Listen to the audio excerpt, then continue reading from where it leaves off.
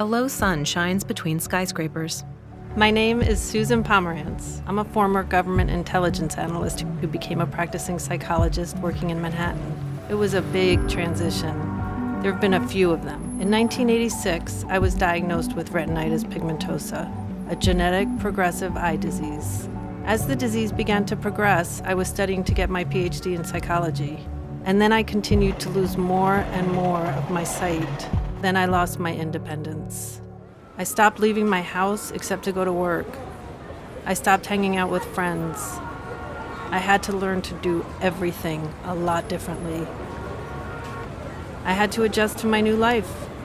And that's when I met Logan. At Penn Station. I graduated from the Seeing Eye in October 2014, a nonprofit that breeds, raises, and trains seeing eye dogs. Meeting Logan there changed my life. Logan guides Susan into a subway station. As soon as I put my hand on him, I was in love.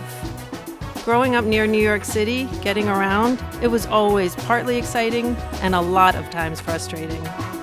That hasn't actually changed much. She strokes his ear. I notice the smells more. I notice the sounds more. I notice bumps, touches, and grazes of people passing me more. It's actually more often Logan and me passing them because he is such a speed demon, and I'm always rushing to catch a train. It's actually not a bad commute. Susan and Logan exit through a turnstile. Logan and I really love this walk. He starts wagging his tail as soon as we hit the first step out of the subway. I can feel his tail wagging. They pass a stone and brick residential building. Logan's amazing. I'm so secure about moving around New York City with just Logan because when I was in training at the Seeing Eye, the instructor brought Logan and me into the city, and I saw immediately that Logan was on top of it, that he was going to keep me safe, and Logan is my eyes looking out for me. Logan is a huge part of my workday. They enter a building. I'm a psychologist, so it's really important that he is well behaved in my office. He doubles as a therapy dog, I think, for my patients. I have to take breaks because I have to take him out and get him some exercise. Logan guides Susan along a sunny sidewalk. Logan's fluffy tail wags as he walks. I'm basically free to do anything I want now because I don't have to worry, I don't have fear, and now I'm free to live my life. Something I can do now that I couldn't do before is go to new places on my own.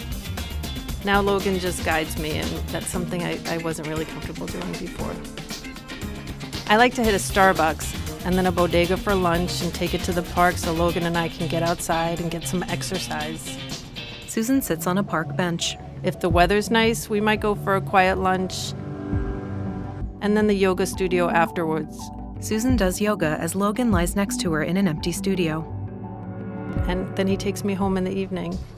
They cross bustling Amsterdam Avenue. Logan really is an extension of me and allows me to do all the things I did and still want to do. They move through a turnstile and walk downstairs. We love working together. We love playing together. We love being together. Logan guides Susan alongside a waiting train. I am Susan, and this is Logan. And we are an extraordinary team. Logan guides Susan to a seat. Logo, the Seeing Eye. Help us support more extraordinary teams at seeingeye.org. Bravecto Care Program.